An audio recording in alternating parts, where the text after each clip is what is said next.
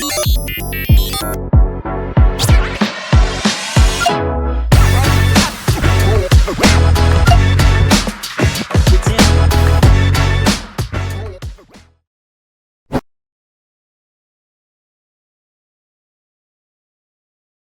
all, it's Digesh. I'm responsible for sales for the European market.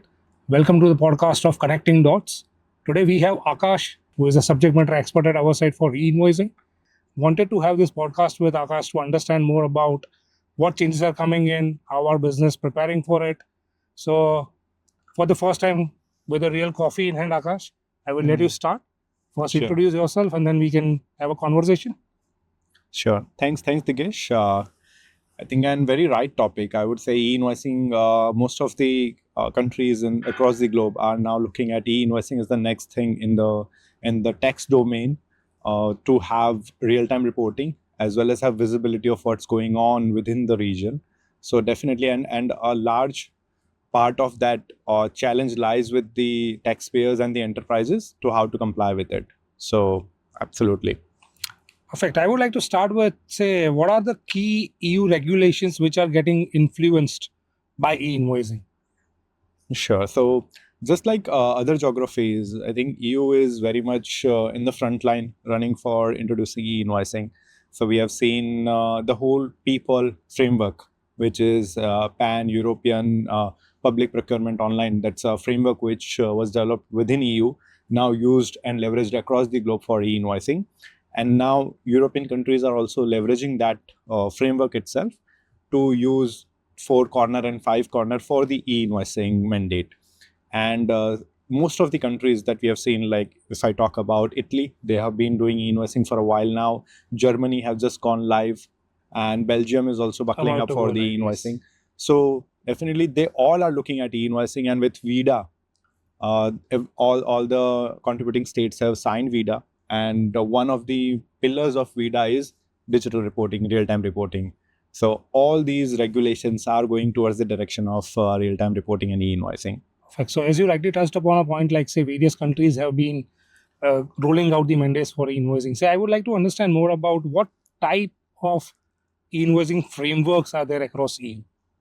So initially, when even we were working with enterprises and we were looking at various models which are required for the invoicing, we thought it will be simpler because we would only have one or two models. But as we see more and more countries launching it, we see a new format being introduced. Like we thought of, okay, Germany will follow plain people, but they didn't. There is an X factor, there's a Rechnung. So there are two or three different formats. Well, there is a flexibility. That is a taxpayer, you can opt for any one of them.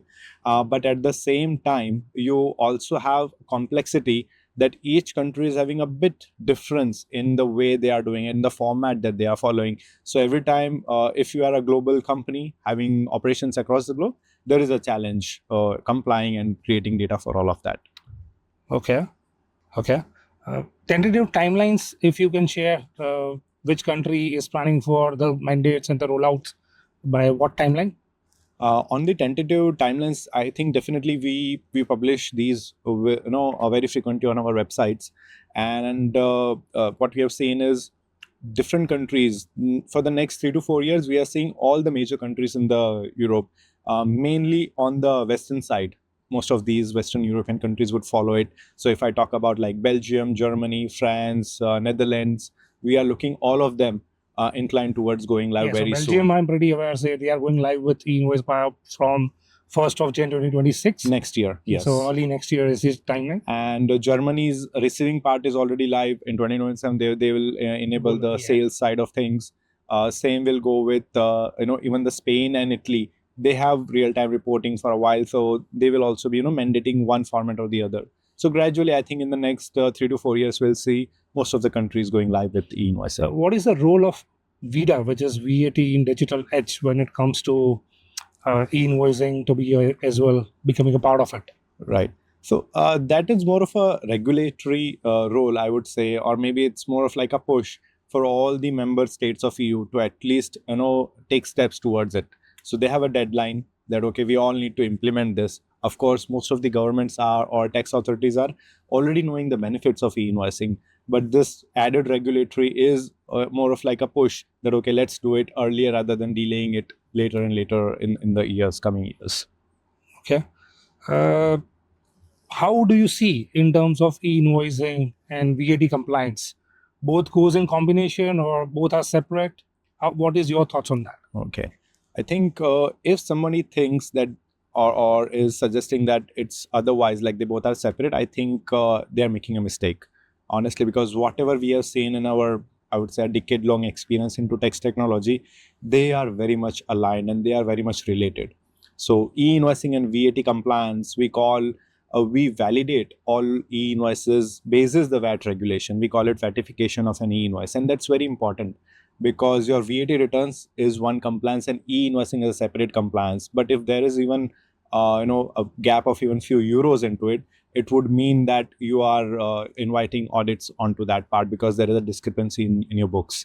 So ideally, whatever solution you are doing, you should always look at e-invoicing, doing in parallel with your VAT, doing the reconciliation between the same, having the solution which can give you the benefit of both things. So since you are automating anyway, you are doing digital transformation, why not do it all together? Okay. A last question from my side is, how has been the response from the market? Are businesses getting equipped and ready for this mandates coming in? Well, I think mixed response, or I would say mixed approach by the industry. Some of the players are very much well prepared in advance, but I would say majority of the market is kind of a laggard. I would say, early adapters versus laggard, if we have to look at it from that angle. And that makes it more challenging because what happens is the complexity is huge.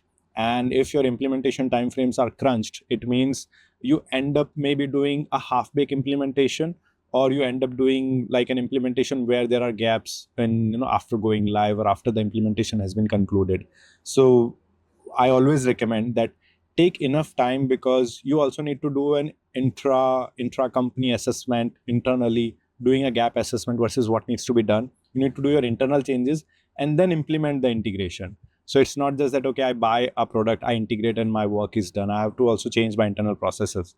So catering to all of that, it means you need to keep a longer duration for this project than what you anticipate. So start early that's my recommendation to all enterprises. Perfect. Thank you for the answers to the questions. Hope Yes. this answers the questions from our audience as well.